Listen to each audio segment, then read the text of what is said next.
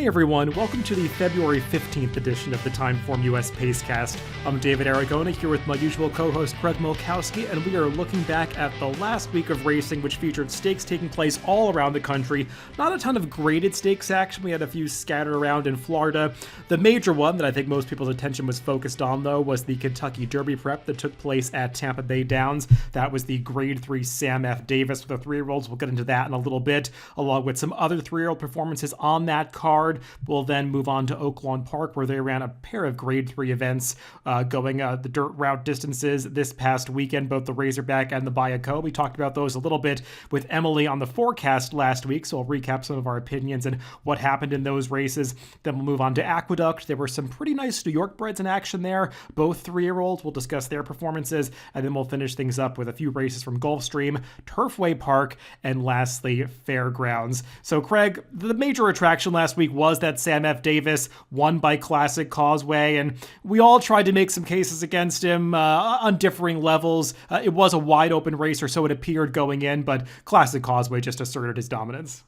Yeah, you say that. It wasn't really something that was out there in the public. We kind of talked after our show on the forecast with Emily, and she tried to convince us that Classic Causeway was just the best. We both pushed back, and she was definitely right on that front, as he was much the best horse, I thought. He's going to wind up with a 113 TimeformUS speed figure.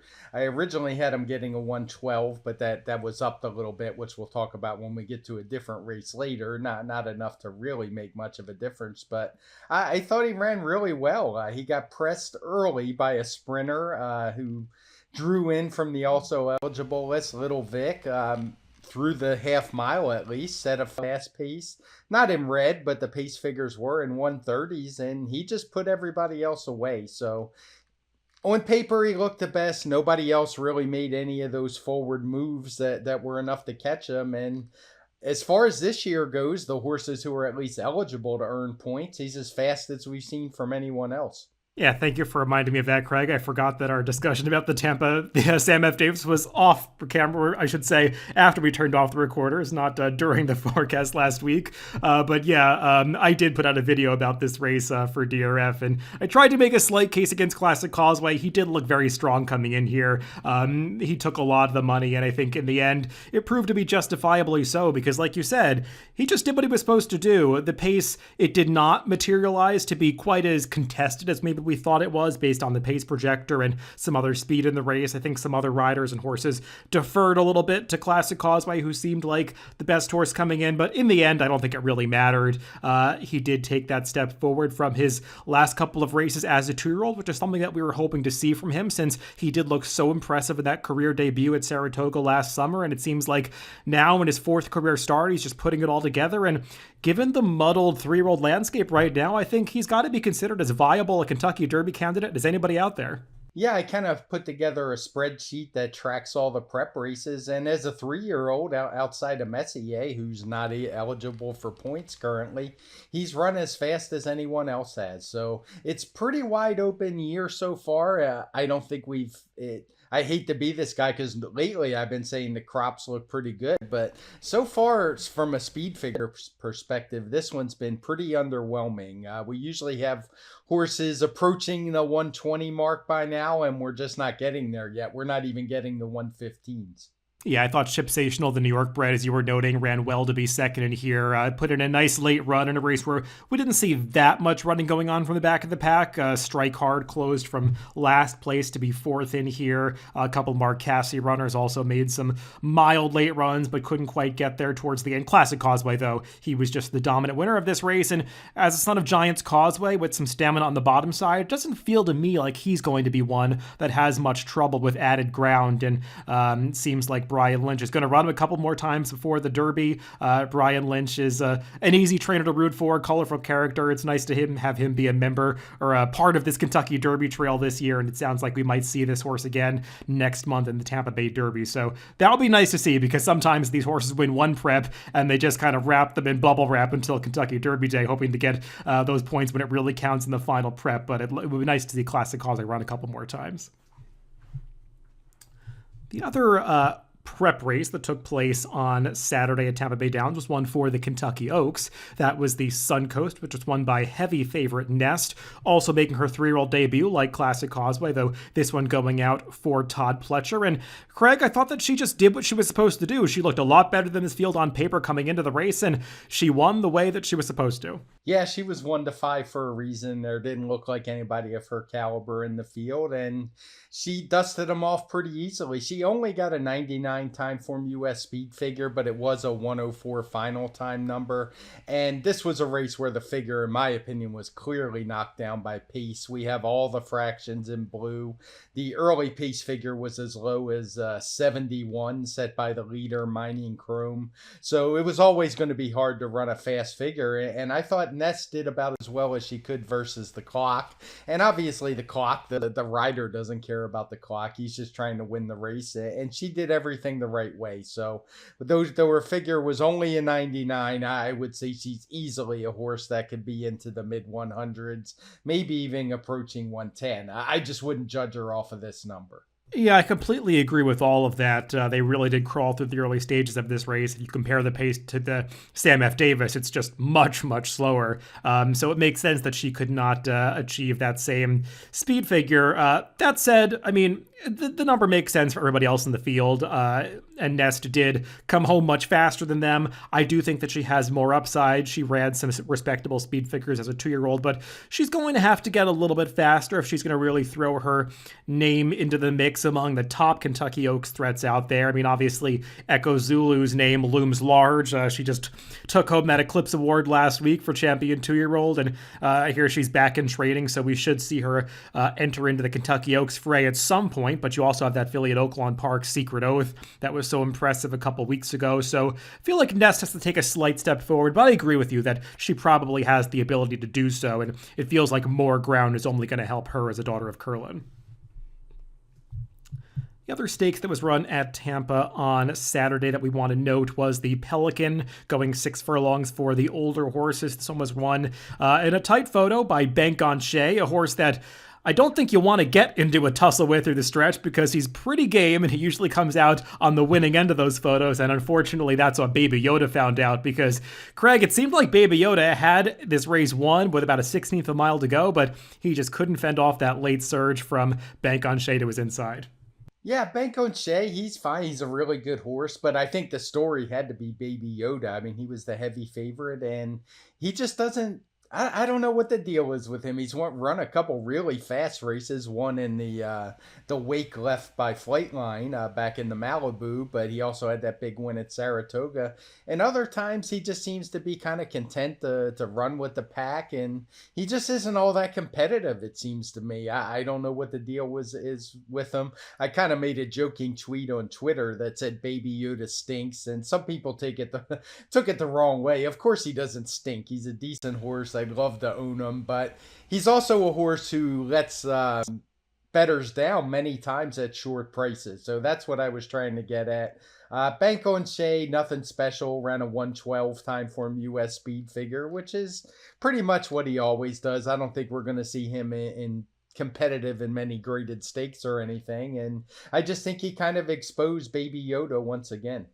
Yeah, I couldn't agree with you more. Baby Yoda, I mean, he did run in that Malibu, but aside from that, he's had multiple opportunities to step through the door, and he just hasn't quite done so. He hasn't been able to beat Stakes Company since that impressive victory at Saratoga last year. And, I mean, the number that he earned at Saratoga, it does kind of hold up for other horses in that race. We've seen others come out of there and run very well. It just feels like Baby Yoda has not quite been able to get back to that stratospheric level that he reached last summer. So, certainly not the case at Tampa Bay Downs this past weekend. And Bank on Shea, yeah, I don't have a whole lot to add about him. He's just a really nice horse. He tries hard, but I don't think anybody's going to confuse him from one of the top sprinters in the country.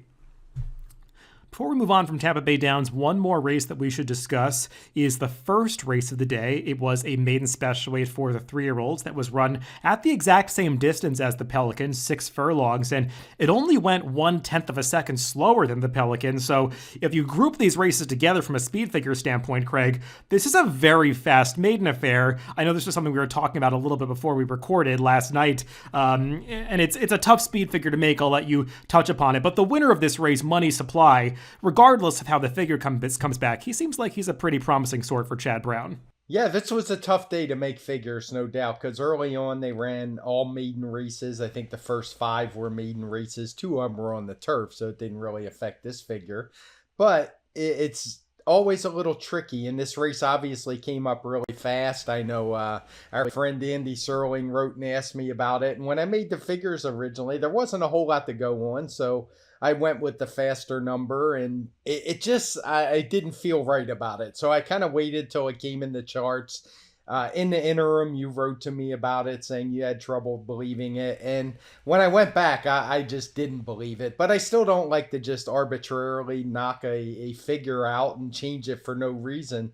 So I took a closer look, and what I noticed was the third race looked a bit fast to me too as well when I looked through the chart. So what I wound up doing is going back and rating the first and third races together, and then there was another intervening turf race, and then I have the track slowing after that. So I think it was still a good effort by the winner in here.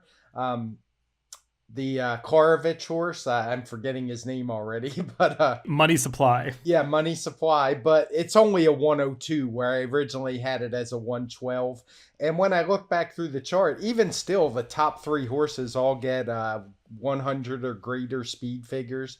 The pace was really fast in here, so I think I'm pretty happy with this figure. It's one I had a little consternation changing, but when I grouped it with the third race, if people look through the charts that have that access in TimeformUS, I think they'll see where I'm coming from, that I definitely do think the track was faster early on.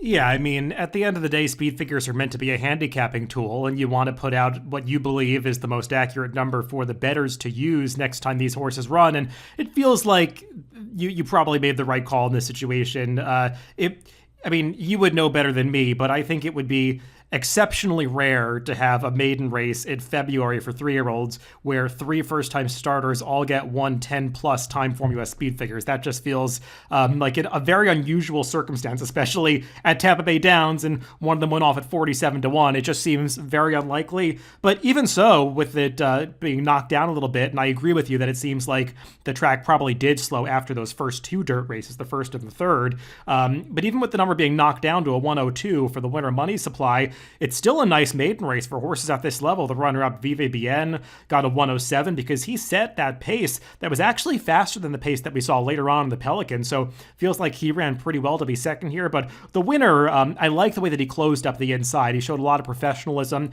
after getting bumped around at the start a little bit. So he feels like one that could have a future, probably more in sprint races given that he's by Practical Joke. But this could just be a strong maiden race for the level. Yeah, and that kind of came into it as well with the figure, is he definitely had some trouble as well. So it seemed a little less likely he would run that huge number that I was giving him originally. But it's definitely one I'll be keeping an eye on. But honestly, I'd be surprised if I had to make a change. And I appreciate you, as always, pointing out races like this to me, because we rate so many, we don't always have a chance to go and read the charts the next day. And this one was on my radar, but it's always good to have that second opinion. In this case, third opinion, as I asked my assistant about it as well. Let's move on to Oaklawn Park, where they had a couple graded stakes that took place on Saturday's card. We talked about some of these on the forecast last week. The Grade 3 Razorback was the feature, Craig, going a mile and a 16th for the older horses, and no big surprise that Plainsman was able to get it done here. I do think that the ride by Joel Rosario really aided this horse's cause, because as we were talking about last week, the pace did not really look that hot on paper, and it did not develop on the racetrack, but Joel had Plainsman in the perfect spot stalking Thomas Shelby. Yeah, he did. This one kind of lined up just how the pace projector had it. He was the horse who was kind of be forced into that chasing position, and I like the way Joel Rosario did it. He didn't lag back a couple lengths kind of in no man's land. He took it right to Thomas Shelby, and the pace wasn't overly quick. The first 3 horses stayed in that position all the way around the track, just with the the top two flipping. And I thought it was a good effort from Plainsman. He definitely seems to be a new horse lately at 7 years old. He got a 123 TimeformUS speed figure. So I think this is about the right level for him. I don't think a jump up into against the top horses would really work out very well. But hey, I mean, this was a $600,000 race, and he was able to get the money. So I'm sure he's going to have a good year going forward. Yeah, this horse has cycled through some of the top barns in the game. I mean, he was with Brad Cox earlier in his career. Then he was with Shug McGahee for a little while. I think he was with even Shug's son for one race. Now he's back with Brad Cox. And as you said, as a 7-year-old, feels like he's finally reaching his full potential. He ran really well in that Cigar Mile at the end of last year with a little bit of trouble in that race, but losing to horses like American Revolution and Following Sea, no disgrace at all. And I think he backed up that performance here and proved that he could do it going the 2 turns, something that he hasn't always done in the past. Sometimes he's been better in the 1-turn races, but he got the mile on the 16th with no problem in this race and was able to gut out the victory over Thomas Shelby, who I thought was pretty game to be second. It looked for a little bit coming to the top of the stretch, maybe around the quarter pole, like Thomas Shelby was going to back up, but he never stopped running. He kept battling on towards the inside to just miss in the end. Nice run from the long shot Popular Kid to be third, but I think that just reinforces the fact that horses with forward position really did have the advantage in this race, because the horses that were 1, 2, 3 early finished that way across the wire. Not a whole lot of running going on from the back of the pack, Craig. I think Lone Rock was probably the big disappointment in this race, though I don't think either of us were that surprised that he couldn't produce his best performance going a mile on the 16th. Maybe if there's one horse that you want to upgrade that did make up some ground from the back of the pack, it could be Promise Keeper, because he looked like he was getting nothing on the far turn, but Florent Giroux persevered, and he just seemed like he hit his best stride way too late. Yeah, he's the one I'd want to keep an eye on. He's still a likely race 4-year-old. And I did like how he finished off the race. He's a horse who's run pretty well up close to the pace before. So like the versatility, and I do think there's some upside there. As for Lone Rock, hopefully this quenches any plans of going to the Dubai World Cup. And hopefully he sticks around and finds some of those longer races that he's so good at. I mean, the 123 TimeformUS speed figure that Plainsman got, really solid for the grade 3 level. I don't know if we could say quite the same thing about the grade 3 Bayakoa, won by Miss Bigley, with this race only getting a 112. These races were run over the same distance, and the Bayakoa going about a full second slower than Plainsman's Razorback, which I guess isn't a big surprise, Craig. It looked like a competitive field coming in, maybe not the highest quality field, but it was nice to see Miss Bigley get back on track after just not really showing up to her full potential in the slop in her prior race. Yeah, I think she liked the fast track. I thought she got a good ride from Ramon Vasquez. And yeah, this is just kind of what you're going to get for grade 3 fillies. The speed figures played out pretty much perfectly. This wasn't a slow pace scenario. It was just kind of an average pace, and they maintained it around the track. So 112 for Miss Bigley, not a race I'm going to get too excited about. It was kind of fun for me, in addition to Popular Kid, who you talked about. He was a horse who won a couple times at the local Remington meet. She's All Wolf is a horse I've seen many times run at Remington Park. So she always tries her best, and it was good to see her to get that nice second at huge odds. Yeah, it's kind of funny looking at the chart of this race, because it didn't seem like that fast a pace. Probably a faster pace than the Razorback. They went similar fractions early, but just came home more slowly in this Bayakoa. But despite the fact that the pace looks relatively even, the leaders really did just kind of fall apart in this race. I mean, hard to find a big excuse for the one Brad Cox trainee, Matera, who just really backed up badly to be last. I guess she did in Coach, too, even though the pace didn't look that fast based on the times, but Coach just didn't have a whole lot left for the stretch drive. She faded to fourth, and the horses that were towards the back early, fourth, fifth, and sixth, they just kind of flip-flopped to be first, second, and third in this race. And as you said, those 2 long shots were able to get up for second and third, including that big long shot, She's All Wolf, for second. Yeah, that's a good point. Sometimes the flow of the race doesn't always match the numerical pace figures, and this looks like one of those cases. Pressure can definitely have an effect as well. So, and it looks like this was a pretty contested pace, as Coach and Matera were going at it. Queen Goddess ranged up fairly early and was applying pressure from the outside. So just something to keep in mind when you see a race flow like this. I know some people were taken with the finale at Oaklawn Park on Saturday. Another dirt route, this one going the mile with the short stretch. It was won by the first-time starter for Rodolphe Brissett, We the People, a horse that did take some money in this race. I believe he went off at 7-2 and won his debut pretty impressively, going the 2 turns by over 5 lengths. Definitely looks like a horse with some promise. Yeah, he was able to step up. There were a bunch of second-time starters we talked about in here from promising connections, but none of them really showed up. And We the People was able to he looked good right out of the gate. He was able to get good early position, looked like he was in hand while doing it for Laurent Giroux, and just pulled away in the stretch. He ran a nice 103 Timeform US speed figure. Nice debut going 2 turns, something you don't often see. So this one has some potential. Yeah, I thought he ran really well. The son of Constitution, I believe he's owned by Windstar, and the word was obviously out. Rodolphe Brissett had 2 runners in this race, one with experience, this one without, and this was the one that took all the money. And he ran a pretty professional race on debut, as you were noting. He got into position early, and I thought finished it off really well. I do want to note, though, if you go back and watch this race, do pay attention to the trip of the runner-up, Deputy Connect, who I thought could have made it a whole lot closer if he had ever been able to get some clear running earlier in the race. He was kind of shuffled back early. The pace did moderate on the backstretch and just looked like he wanted to move, but he had nowhere to go heading around the far turn. Did eventually find some running room, but it's really tough to launch a run from towards the back of the pack when there's so little stretch to work with going that mile distance at Oaklawn Park. And I thought he was finishing really well, just basically ran out of ground and feels like one that is always going to be somewhat handicapped by the fact that he gets off slowly and doesn't have much early speed. We saw the same thing in his debut, but he does have a really nice finishing kick, and I think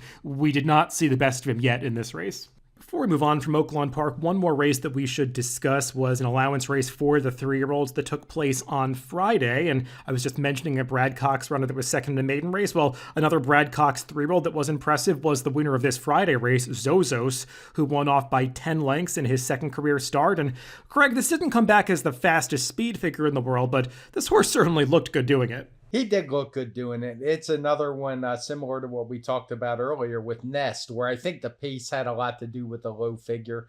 Zozos got a 99, winning by 10 1/4 lengths, but a 104 final time number.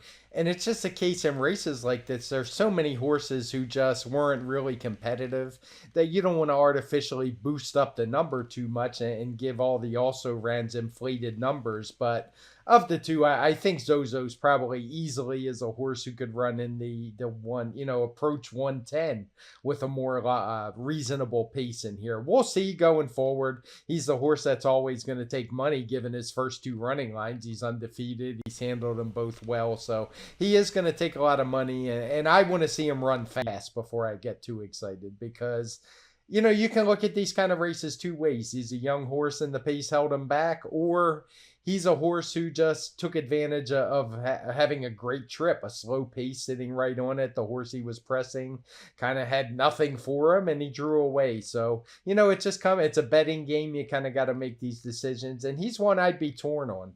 Yeah, Brad Cox hasn't really established himself with a definite Derby contender just yet, but it seems like he has a lot of horses like Zozos in the barn. I was kind of doing some early handicapping of the Risen Star card next week at Fairgrounds, and Brad Cox has a couple of horses in there with PPs that look exactly like Zozos, 2 for 2 with their careers, with some visually impressive victories, I should say. But like you said, they do have to step up against tougher company and prove that they can adapt to a different kind of race shape and pace scenario. So some questions for this horse to answer when he inevitably does move up to stakes company soon, but he does have some things to prove next time out. Let's move on to Aqueduct, and we'll stick with the 3-year-olds. There were a couple of races for New York-breds on Saturday that are worth discussing. New York-bred 3-year-olds, I should specify. One of those was the stakes on the Saturday card, the Gander going the 1-turn mile. The heavy favorite in here was Bold Journey, a Bill Mott trainee who was coming off an impressive sprint maiden victory. This horse is a half-brother to American Revolution, that New York-bred that won the Cigar Mile last year. So there have been high hopes for Bold Journey. And Craig, it looked like this horse had the race all sewn up coming to the top of the stretch and even passing the 8th pole, but Barese, who does get up to earn the victory here, was just relentless coming after him, and somehow he nailed this horse at the wire. Okay, I got to come clean on this one. I had a tweet all queued up about how impressive Bold Journey was, and I had it ready at about the 8th pole. And Luckily, I didn't hit the send button because it was almost immediately at that time. He just completely dropped anchor. You won't see many horses stop running like he did. And to me, either something went wrong with the horse or he just does not want any parts of going a mile, because it wasn't like they were going fast early. We have the quarter mile and the half mile in blue. There were really slow pace fractions. He was increasing it quite a bit. The half mile to the 6 furlongs went from an 88 to a 108. So he definitely did a lot of running in that third quarter, but man, he just completely lost his action, had nothing left, and Baresi was able to just motor him down. And it's not like he nipped him on the wire. He got up to beat him by a length and a quarter. He got a 103 TimeformUS speed figure for the win. I believe he's 3 for 3 wins in a row. He's obviously getting better as the distances get longer. So he's one that's worth watching. And Bold Journey, I guess we'll have to hear the news. Maybe Dave Grenning will have something if anything went wrong, but if not, he's got to be a sprinter. Yeah, I don't know what to make of this race. I'm not sure that I totally agree with Bold Journey being a sprinter. I feel like maybe what you were saying originally is the reason for what happened, because he did really amp up the pressure around the far turn on the entire field. And you could see it in that pace figure line with that 20-point increase in the pace figures between the half mile pole and coming to the quarter pole. I believe those are the appropriate fractional times that correspond to those pace figures. And Bold Journey, it seemed like he had put everybody away. And, Craig, we're watching the Olympics a lot now, and it kind of reminds me of those very long ski races you see where there's such a test of stamina. And sometimes the key to winning those races is to really make an early move for the finish line and basically break your competitors and use some speed to get away from them, and they don't have the stamina to catch you. But sometimes the danger of doing that is that you run out of gas before you get to the finish line once you make that breakaway move. And I thought that was just what happened with Bold Journey, because coming to the 8th pole, it wasn't like he was shortening stride that dramatically, but he hadn't completely put away Baresi. And the thing that we had learned about Baresi, or the thing that at least I had noted about him in his last couple of races, was this is a horse who really runs through the wire. I mean, he going 5 furlongs, going 6.5 furlongs that he did last time. I mean, this horse just almost seems like he knows where the wire is. He puts his head down and really just extends through it. And you could see coming past the 8th pole that he wasn't quite done yet. And Dylan Davis has ridden this horse before, and he knew that he had a little more to give. And I think it was just that perseverance that allowed him to get there. But Bold Journey, I mean, he did still improve his TimeformUS speed figure up to a 104, actually getting the highest number in this race because of, I'm sure, that slight pace upgrade. But I think they're both pretty nice horses, and we'll see where they go next. I know they mentioned the Wood Memorial as a possibility for Baresi. That could be a tough assignment, but I think both of these are nice New York breds. Yeah, you make a good point. I did some of the math while you were talking, and if we did incremental pace figures where we only gave you pace figures for each individual segment, the quarter mile would have been 80, the second quarter mile a 96, and the third quarter mile would have been a 148. So that is quite a jump, as you say, and something hopefully we'll get in the PP someday where people will be able to toggle that on and off. But yeah, that could certainly give an excuse, because that was definitely not the most efficient way to run the race. The other New York bred performance on Saturday at Aqueduct that I think is worth noting was in the 5th race of the day. This was a maiden special weight for the state breds going 6 furlongs, and the Todd Pletcher trained Best Idea shipped up from Florida for this one. This horse had been training at Palm Beach Downs, Todd Pletcher's Florida headquarters, but came up into the wintry north this past Saturday and bossed around some local New York breds to win by nearly 6 lengths with a pretty nice 108 TimeformUS speed figure. Yeah, that's a big effort for anybody, but particularly for a New York bred February 3-year-old. You don't see a lot of 108 speed figures, but the visual certainly matched the number as he was able to just contest the pace early, and he made a quick burst to just draw away and kept going to the wire. So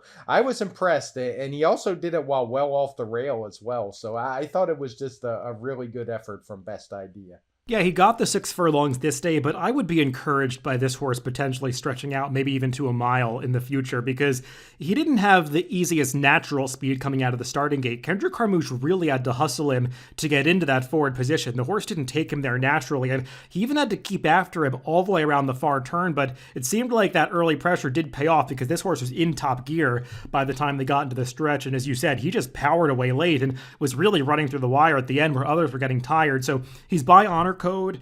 He's a half-brother to Still There, who was a runner-up in the Grade 1 Ballerina a few years ago. I think about 5 years ago. I forget who won that Ballerina, but she was a really nice horse who ran around this circuit. And Best Idea just seems like a pretty promising sort that can definitely do some damage in these New York bred races if they keep him against the state breds for now. Move down south back to Florida to talk about the other Florida venue from this past weekend, Gulfstream Park, where they did run one graded stakes on Saturday, the Grade 3 Gulfstream Park Turf Sprint. And this one was won in a bit of an upset, Craig, by Yes I Am Free. Gear Jockey took all the money in this race, coming out of a 6th place finish in the Breeders' Cup Turf Sprint. Seemed like he was getting class relief that should have made him an easy winner, but he just didn't really have the speed to stick with some foes going this 5 furlong distance at Gulfstream. But Yes I Am Free, he had speed to spare in winning. He did. I have to be honest. I wasn't familiar with this horse. I mean, I do so many speed figures. He's not really a stakes competitor. He's a horse who's run plenty of 100+ TimeformUS speed figures, but never won quite like this one. He exploded to a 116 TimeformUS speed figure. Now, I'll be the first to admit there were 2 turf sprints on the day, but in true Gulfstream fashion, they ran them on different rail settings, so you couldn't really compare them together. But given the field, I mean, these are a bunch of turf horses who all have extensive histories. I didn't think it was all that tough of a figure to make. So just a nice forward move from him as a 6-year-old.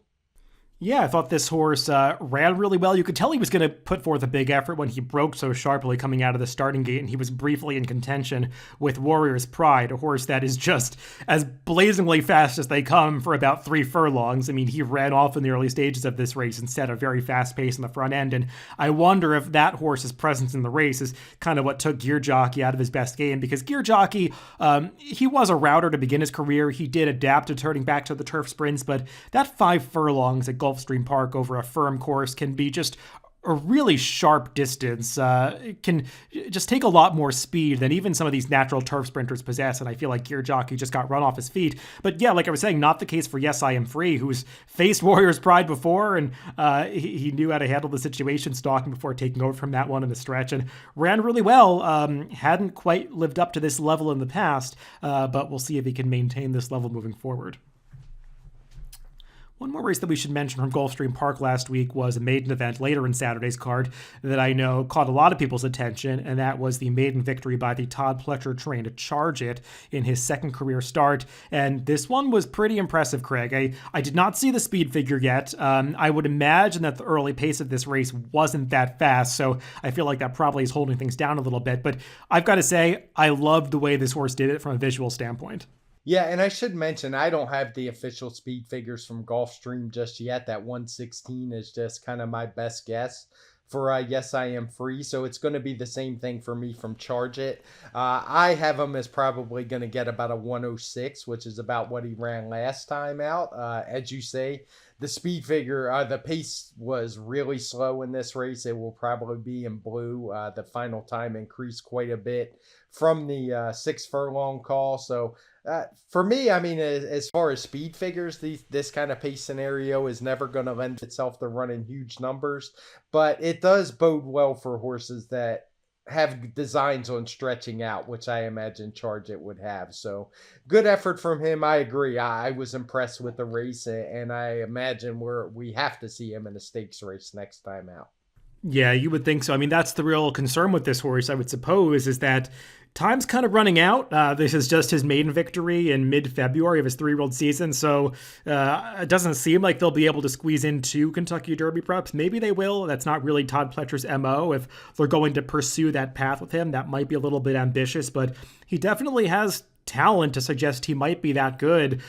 He photoed with Volcanic in his first start when he made his debut, and that horse obviously came back to run a respectable 3rd in the Sam F. Davis this past weekend, so that validates the form of this race, and Charge It continued to do the same, winning his 2nd start so impressively. He's by Tappet. The 2nd dam is Take Charge Lady, who has just been such a producer of runners and also of other broodmares that have produced runners, so the pedigree is really there for this horse to be a good one. And I know that he came home so quickly because of the slow early pace, but I still love this horse's stride, the way that he was extending himself across the wire. He seems like one that really is going to relish the 2 turns when he eventually gets that opportunity. So I think this is a horse that you could give yourself permission to get excited about. Let's move on to the last 2 venues we're going to cover on this show. One of those is Turfway Park, where they ran a couple of stakes races over their Tapeta surface this past week. And Craig, I threw these into the rundown without seeing the speed figures yet, so I don't know how fast these races came up. But we did see the synthetic lover Visitant win the Forego, going 6.5 furlongs. This horse can run over a variety of distances, but he just loves that Tapeta surface at Turfway. Yeah, and I don't want to guess too much on speed figures because to my eye it's a really tough card, and this is another I'll have later today. Luckily, my assistant is more the Turfway Park specialist because it looked like a head scratcher to me. Visitant, he always runs well at Turfway. It looked like the track was kind of all over the place. That's why I say it was kind of tough speed-wise. I don't think he's going to get a great number in here. I would guess somewhere right around the 110 range.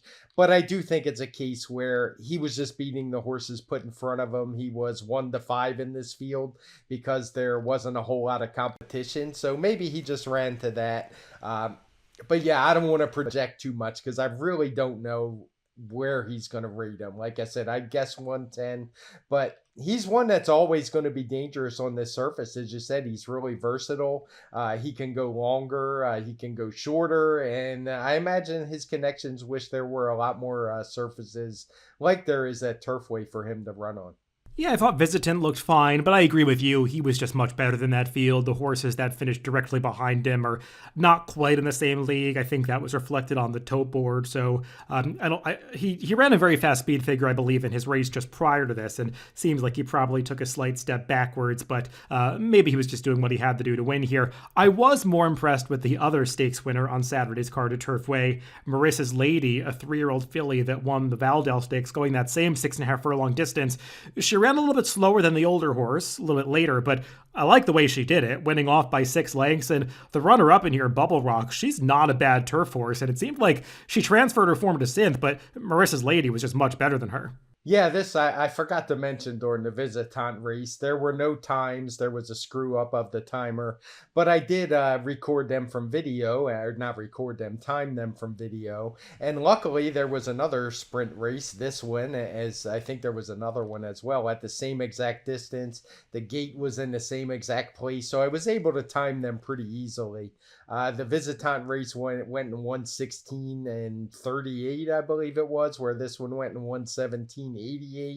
But I suspect this is a case where the track was definitely a bit different because I would personally think the speed figure is going to be a bit closer. I think Marissa's Lady is going to get about a 107 or so, but we'll see. I'll put it out on Twitter for sure. It certainly looked good visually. As you say, Bubble Rock is a really nice turf sprinter. So I think she did beat a pretty good horse here and earned a good number. Yeah, and Marissa's Lady, the kind of horse that's been flying under the radar a little bit. I don't think people really talk about her as one of the top 3-year-old fillies out there. Part of that is the reason for that is that she's running on synthetic in her last couple of starts, and that's not the surface that the top U.S. racing is conducted over. But she ran well on dirt last year, back in November at Churchill Downs, to beat a very good field against Stakes Company, and she's run some nice speed figures during her career. It's funny, I was posting a screenshot of her PPs in the daily racing form. That includes the buyer numbers on my Twitter account, and she's gotten the exact same buyer speed figure in all 4 career starts. Not quite the same with the TimeformUS numbers. There's been a little bit more variability, but she's kind of in that 10-point range from a 95 up to a 105, and you said she might get a little bit higher in this race, but she's a pretty good horse. Seems like a pure sprinter as a daughter of violence, but a good one at that, and if she can transfer it back to dirt later in the year, she could be a player in some big races. Close things out with a trip to the Fairgrounds to discuss one race from there on Sunday's card. Craig, I know this was one that you wrote to me that you wanted to mention, and speaking of undefeated horses, we saw another one in this 5.5 furlong allowance race on Sunday, and that was the Brad Cox-trained Emro, who was coming off a very long layoff to keep her undefeated record intact. Yeah, this one kind of caught my eye. I didn't know who the horse was. I didn't watch the Fairgrounds on Sunday. And when I pulled up the PPs, it rung a bell because I remembered her being pretty impressive in her first couple starts. And she ran really big coming off, as you say, the very long layoff. On Timeform US, it shows as 516 days. But this 4-year-old filly, who she hadn't been seen since her 2-year-old season, jumped up and ran a really big 116 Timeform US speed figure. So not sure what the future holds for her, but whatever went amiss that sent her to the sidelines, they sure had it right on Sunday, because that is a big number for a filly sprinter on turf. It could thrust her right into the better races. Yeah, I remember back in 2020 when I was making my early odds lines for the Breeders' Cup Juvenile Fillies Turf. She was in the mix back then. I remember kind of assessing her chances for that race. I don't believe she ever made it to the final entry stage. She had some setback, and obviously that setback kept her off the track for a very long time. But you don't always see these horses come back the same that they were or better than they were when they return as 4-year-olds after having not been seen since their 2-year-old seasons. But for her, it was like she missed no time at all, because she ran the kind of speed figure that you would have expected from her if she had been running this entire time. That 116 Timeform US number, a really solid number for a turf sprint. And also, she won this race by over 5 lengths, which is something that you don't often see in turf sprints, regardless, anywhere, especially going 5.5 furlongs. So I think that just calls out the fact that she really did run well in this race, and seems like one that could have a future, especially if they're able to stretch her out now that she's an older horse. Well, Craig, that's all the racing to recap from this past week. I think we covered a lot of tracks, things going all around the country this week. Some interesting performances, a lot of 3-year-olds that we can look forward to a little bit later in the season. And 3-year-olds will be the subject of discussion once again later in this week when we talk about the Risen Star card at the Fairgrounds. Craig, I believe that's the plan, to do the late pick 5 at the Fairgrounds when we record the forecast. It's an all-stakes sequence, as Fairgrounds always puts together on these big days. I took an early look at it, and it looks like a pretty good one. Yeah, I love that they put out their card so early. Feels like it comes out, it's a full week at least, I think. And yeah, this card is loaded. I'm really looking forward to it. It's good to see our old buddy Captivating Moon is back, who I believe we mentioned the last time on the show. And he is not entered in both races, I don't believe. He's going on the turf, but the headline feature on the card, the Risen Star, is just, man, that is a really good race for this early in the season, and really looking forward to it. Yeah, it should be a fun one to discuss, and we'll talk about all of that later in the week. Remember that you can always catch these podcasts on DRF.com, Apple Podcasts, Spotify, and YouTube, wherever you get your podcasts. Just make sure to subscribe to the Daily Racing Form channel. Thanks for listening this week, everybody, and make sure to catch that TimeformUS forecast coming up later in the week.